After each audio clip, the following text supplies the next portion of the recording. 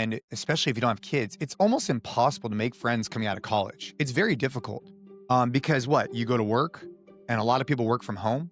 And then where do you get that sense of connection? And we miss that shared suffering. Like back in the day when we had sports, a lot of my best friends came from high school, college, et cetera, and playing sports together, doing that shared suffering. And I think that we're lacking that nowadays in outlets for men. So I've been hosting this men's club now for 2 years, every weekend in a parking lot. And then after we work out, we go grab coffee. And on average, we have 40, 50 guys come for the workouts. And then about half of them, give or take, stay for coffee. Some people have stuff to do, which is no problem. I had a Yeah. guy come up to me a couple weeks ago. He's like, look, Jay, I'm just letting you know that I've made more friends through the men's club in the last 8 months than I've made in the last 18 years of my life. Welcome to The Climb, where I help Christian men live fully, lead boldly, and leave a legacy that matters. I'm your host, Teko Bailey, husband, father, life coach, and your guide in the climb. Whether you're navigating fatherhood, building a business, or simply longing to live more purpose, this is a space to rise.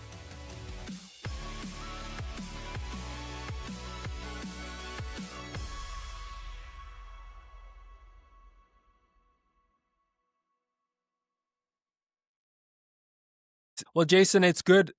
It's good having you here on The Climb. I appreciate you joining us. Absolutely.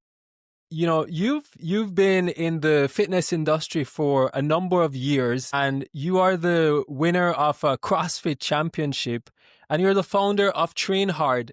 Tell me a little bit about what got you started into that and led you in that direction. Yeah, no, thank you. I got into the fitness space at 15. I started working at the traditional health club. I then found, sales and whatnot. And long story short, when I was in college, I was selling gym memberships and I was introduced to CrossFit. Coming out of college, I knew I wanted to open up a gym. So I opened up a CrossFit gym. One turned into two, turned into 10, turned into a lot more underneath the NC Fit umbrella, which we still own and operate brick and mortar gyms. I'm still the founder of that, NC Fit. We also support gym owners. And then as you fast forwarded further, I really found a passion for jiu-jitsu. I found a passion for helping men to really so that they could train hard, so they can protect and provide, so they can go and be the stable, most, reaching their potential as husbands, as fathers. I felt very called to that. And so about 18 months ago, we started Train Hard. Prior to that, I had been doing free workouts in a parking lot for men. I still do that every single weekend. And it's a calling that I have. So yeah, I still own and operate brick and mortar gyms, but I also have an online community through Train Hard. And then obviously we host free workouts in a parking lot. That's kind of, from a business perspective, that's a lot of what we do. Yeah, I love it. I love what you're doing, man. You highlighted some key areas that resonates with me. You talk about father, husband, protector, provider. What do those words mean to you, and why do you highlight those words specifically? Yeah, I mean, I have two children and I married my high school sweetheart. We met at 15. So we've been together 25 years. Come on. And for me, what that means to me is I think I want as many men as possible to be able to protect. And when I think about what protect means, I think there's oftentimes this stigma or this idea that when you think about protect, you're thinking, getting in a fight or a, a shootout. It's like, no, dude, that's not what I'm talking Yeah, about. What I'm talking about is, can you run after your kid going into the street? Can that's you right. lift somebody up who needs to get up off the ground? Can you sprint? Can you jump? And I think that there's like this, that's what I would say is I want as many dads, as many men to be able to, run, jump, climb, lift, be able to chase after their kids. But I'd say just as importantly, or possibly even more importantly, is I want to be able to provide. And I think the financial side of provide is, I think, very important. And I think that if you work out, you could show up at work your best version of yourself. So I think you will be able to provide more financially. But I think there's a deeper layer of that, and that's providing your time, your heart, your spirit, your experiences with your children. Yeah, And I think that if you don't have the fitness, you can't go do the thing, right? So like, yes. do you have children? Yeah, I have two boys. Trust me, I get what you're saying, man. How old are your boys? 6 and 8. Yeah. So perfect example, right? Your boys probably come home or wherever they're at and they come back and like, dude, dad, let's go do the thing, right? let's go play soccer. Let's go to the yard. Let's go do this. Let's go do that.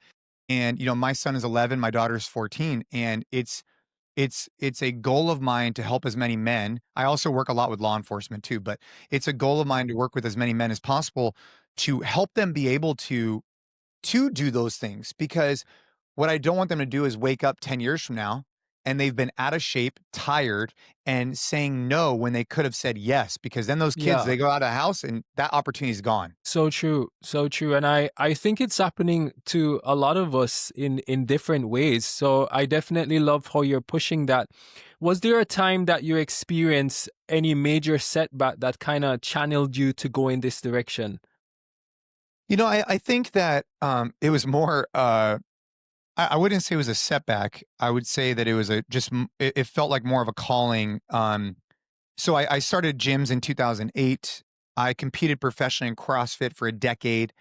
Then getting into jiu-jitsu, I started really being exposed to law enforcement and seeing that side. Yeah, And I felt very called that very early on to try and help these law enforcement officers, because I wasn't out there trying to do this, to try and help them get home to their families safe. I wanted to teach yeah, them fitness skills so that they had better command presence and they could act more calmly and that's something I still feel very passionate about today. It very much so drew to me with law enforcement to start, that if they show up to a scene, if they could be as physically fit as capable as possible, they could probably approach that more level-headed, which I think yeah, is better for everybody, right? Like, the last thing we absolutely. want is an officer to escalate the situation if they didn't need to, because they felt threatened because they didn't have the fitness, they were out of breath.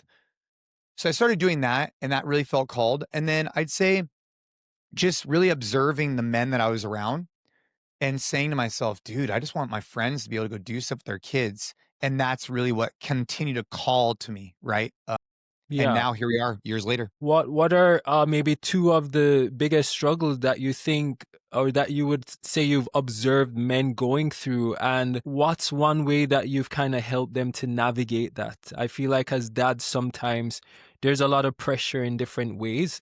What would be two of those things that you find to be a common situation? I mean, I think that for the most part, basically any problem you're going through can be improved by training hard. Like, I don't care what you're going through. You could lose your job, you could get a divorce, you could break up with your girlfriend, you could Yeah, be whatever. Everybody's going to have to overcome adversity, but I think that if they could wake up early, do a workout, they're going to approach the day better, and they're gonna be more level-headed when they approach all the things they're going through. And so, I think a lot of men, they have crutches. Those crutches could be alcohol, you name the crutch, there's crutches. yeah, yeah, I think there's a appropriate use for some of these things I'm not saying that you have to be I'm not saying there isn't, but I think utilizing these things with intention.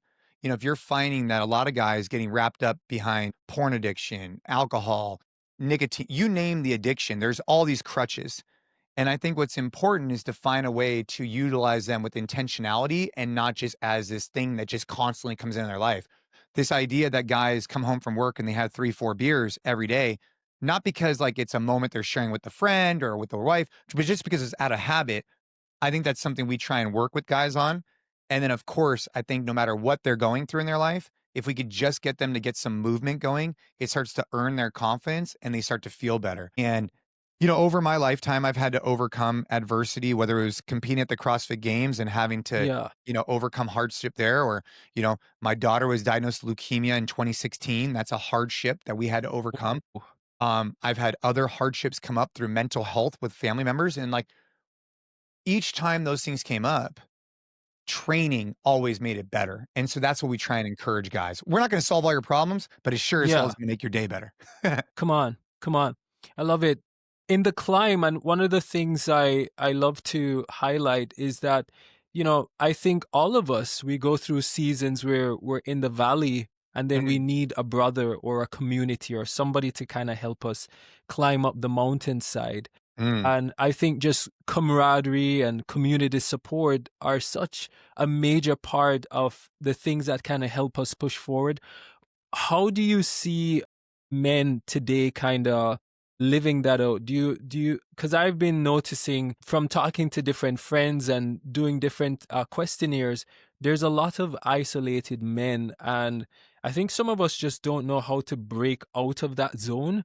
How do we get back into community? How do we get back around other brothers who can support us?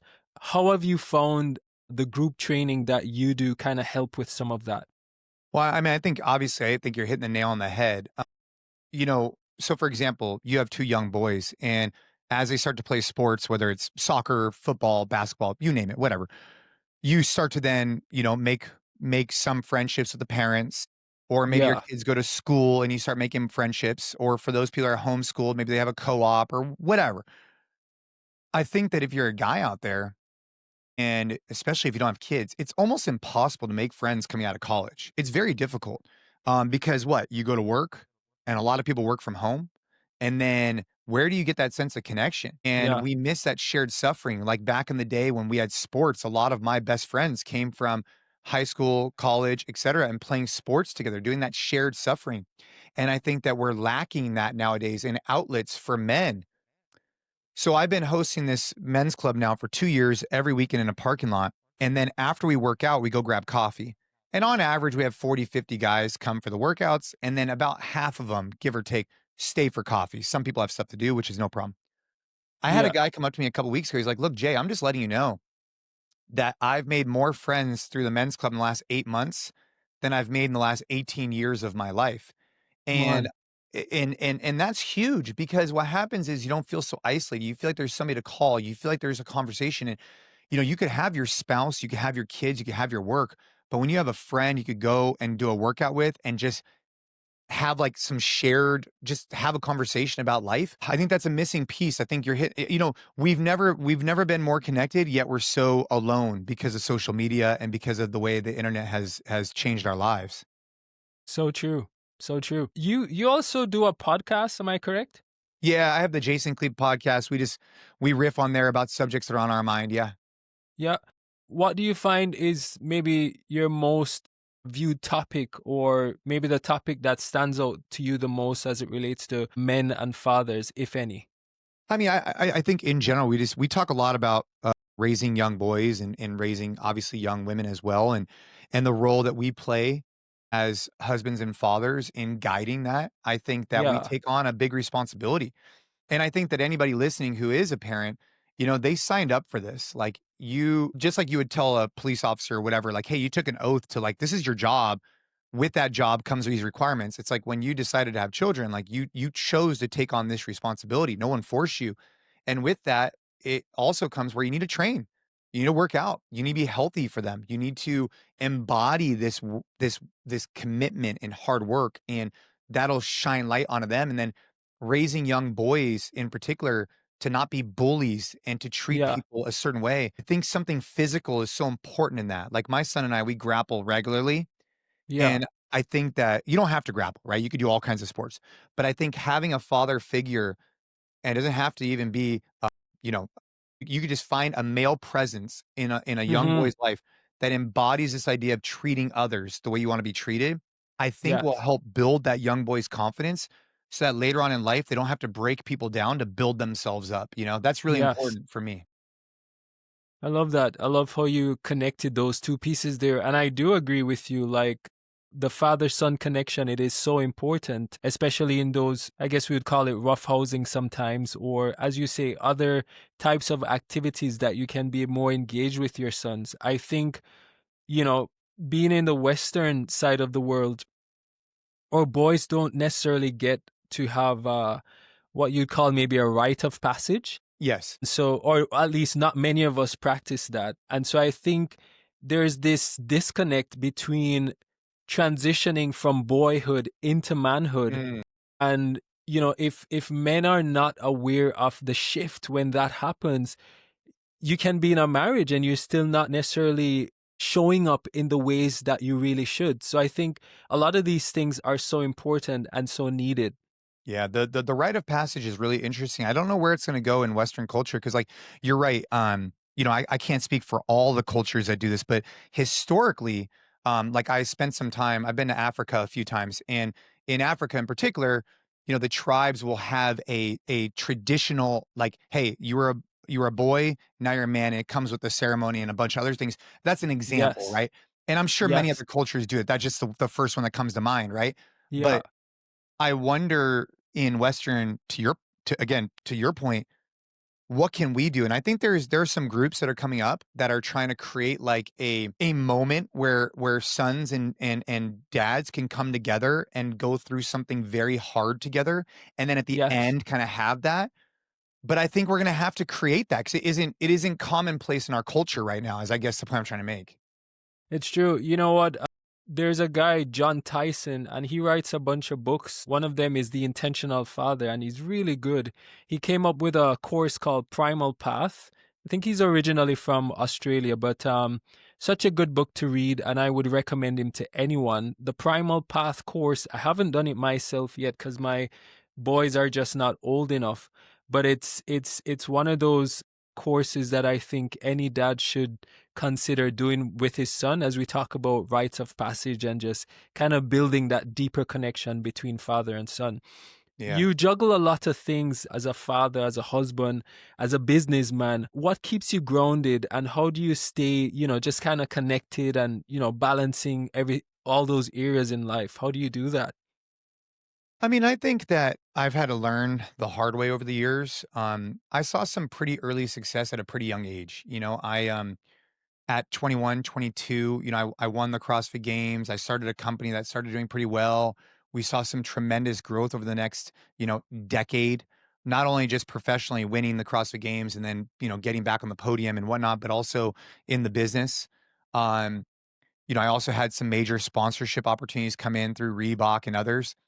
And I think that, if I can go back in time, I mean, I made the decisions I did and I'm I don't have any regrets on any of those because you learn so much about, "Hey, was I allocating my time effectively? Was I reaching my potential in different areas?" And that's something I'm much more aware of now is is managing my time to prioritize where I wanna really reach my potential at. And if there's business opportunities, of course, I'm gonna pursue them if it makes sense. And because at the end of the day, there's always a give and a take, especially with my time, Yeah. and my children are at a very vital age. So what I do is I just try and have a reflection, be like, "Hey, how am I doing as a husband, a father, a business owner, and in my fitness? How am I doing?" Big picture, and what micro adjustments can I make so I don't look back 10 years from now and be like, "Hey, man, I really I had a blind spot over there." That's something I think about regularly, and probably where that starts is with the kids and my relationship with my wife, and then it goes into the business because, dude, my daughter started high school. She's out of the house in 4 years. Like, when I Come really on. think about that, it's like, damn, like, that's Short not a lot of time. time. You know what I mean? That's crazy. Yeah. No, that's a good way to look at it. And I think if all of us as dads and as parents look at our kids and the relationship that way, I think we would maybe prioritize differently. But for the man who is kind of stuck in the middle of his Oh, yeah. journey, maybe what's one way you would encourage him to, let me say, take the small steps? Because you've had a bunch of years to figure this out. For the guy who's just in the middle of it right now and he feels overwhelmed, he feels stuck, and when your mind is not clear and when you don't have people around you, it can feel very cloudy sometimes. What's maybe one step or two small steps that you'd encourage these men to do to move forward? I mean, I think, have you read The Alchemist? No, I haven't. I think reading The Alchemist and understanding what your personal legend is, like what you wanna do, I think is just something that every man should at least reflect on. And then sitting there and saying to themselves, "Hey, I feel stuck. I don't like my job." But, like, looking at it through a lens of gratitude instead of a lens of, "Ooh, is me," right? Like, Yeah, people, they wanna complain, but at the end of the day, there's millions of people in this world that would give their left hand to probably have the life that someone that is listening to this show has, right? And so I think true. if you'd approach it with gratitude, say, "Hey, I'm super grateful for all these blessings that I have, and I wanna do better over here. I'm not happy over here, right? As happy as I could be. Let me sit down and create a plan and then work with my spouse or my partner or whoever to Yeah, start working towards that." I think that's the key is like, I think it's approaching it with like, "Dude, I'm blessed to be where I'm at, but there's an area I'd like to improve on," versus, oh my gosh, like I hate my job, my this, because it sets you up to play the victim. And the reality is you're where you're at because of your own decisions. And so I think expressing gratitude first and then looking for opportunities is a great mindset to talk about. What's one leadership principle that's helped you to keep moving forward and kind of hitting your goals? I mean, I think, at the end of the day, I think taking ownership, I think is really important of, especially like in business, stuff comes up and you immediately want to deflect and say it's somebody else's problem or someone's person's fault. But especially for me as the owner, Yeah, really sitting back and saying, dude, I got to take ownership of this. Like, this was my fault. How, like, especially like, let's just say your relationship with your wife, right? Or your yeah, kids. When something happens, okay, and something comes up, if your immediate reaction is, hey, what did I do to cause this? yeah. This is my fault. Then it just all of a sudden it just allows you to communicate better because you walk into a situation, you say, hey, okay, my wife is mad because I didn't do the dishes or whatever, right? And or whatever the problem is. If you could walk into each situation in business and life, taking ownership and saying, hey, what role did I play in this? I think that above all else allows you to approach things with empathy, more understanding, and I think it'll allow you to communicate better with the people that you're trying to communicate with. I love that. Jason, is there any major projects coming up for you that you'd want people to know about? I mean, we have the Train Hard app on there. There's a variety of different programs that are just badass. They really help guys get in great shape. We have a bodybuilding program, a limited equipment program, and a more strength conditioning program. So if you want to check that out, you can go to my Instagram, you can go to link in bio, all that kind of stuff. But yeah, I'd say right now, I'm asking myself about the advice I just gave other guys is, Yeah, my personal legend. Like what's my calling? And am I fulfilling that calling to my fullest capability? And I think that there's a demographic of people that I wanna serve that I'm not serving right now. yeah. And so if you're a guy out there and because here this is me, like, almost brainstorming with you right now, is that No, go for it. Go for it. we have a low ticket offering through our business that's, 29 bucks a month, and it serves a phenomenal purpose for the guy who's self-motivated and is looking for just really good programs. We got you. All good.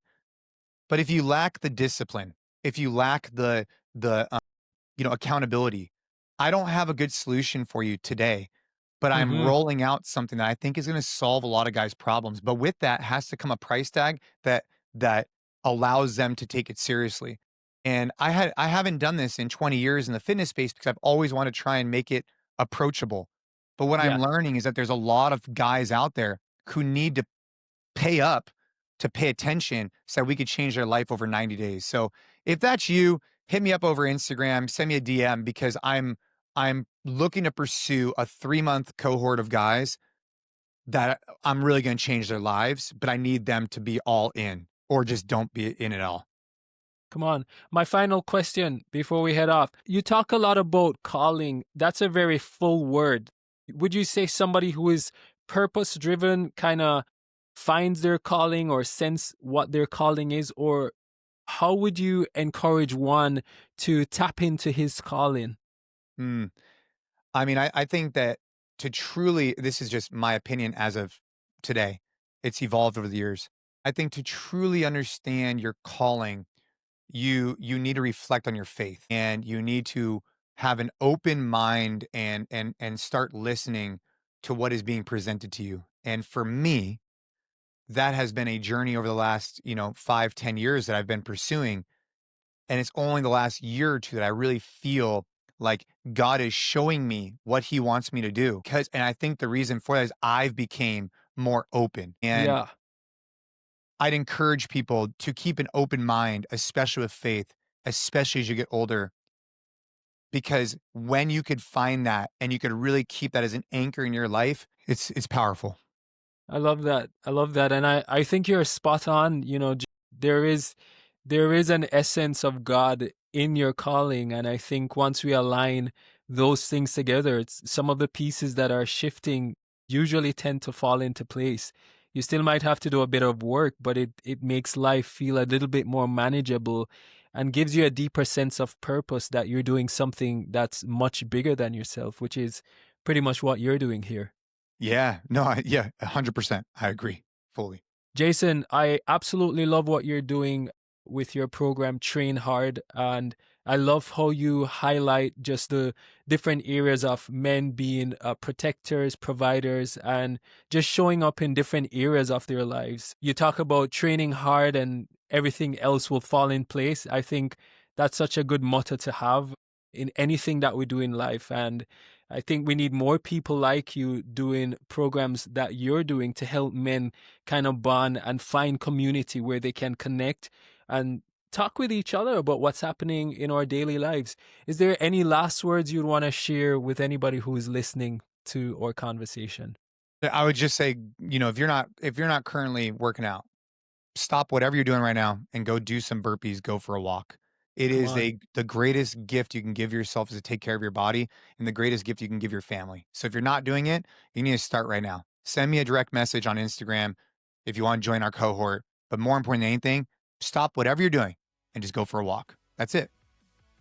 Thank you. Thank you for joining us on The Climb, Jason. It was a pleasure chatting with you. Appreciate it.